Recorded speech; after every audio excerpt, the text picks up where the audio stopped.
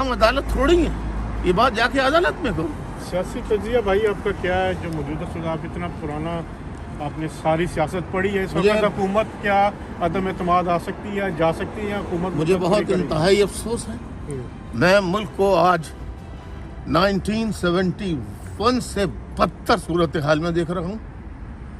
अभी भी अगर पाकिस्तान को संभालना है तो जो महब वतन पाकिस्तानी हैं उन्हें चाहिए वो आगे बढ़ें, बलोचों से दोस्ती करें, पख्तूनों से दोस्ती करें, सिंधियों से दोस्ती करें, मुहाजिरों से दोस्ती करें, यानी किस तमाम यानी प्लूरलिस्टिक सोसाइटी बनाई जाए जहाँ कल्चरल एथनो कल्चरल प्लूरलिज्म हो, एथनो लिंग्विस्टिक पर्टिकुलरिज्म न हो। ऐसी सियासत करें, उससे पाकिस्तान मजबूत भी होगा और आम आदमी खुश भी होगा। और जहाँ जहाँ जुल्म किया है फौज ने, बिल्कुल वहाँ माफ़ी मांगे और लोगों को दिल से लगाएं। इसमें बेइज्जती की बात नहीं है, क्योंकि इंसान की ज़ात चली जाएगी।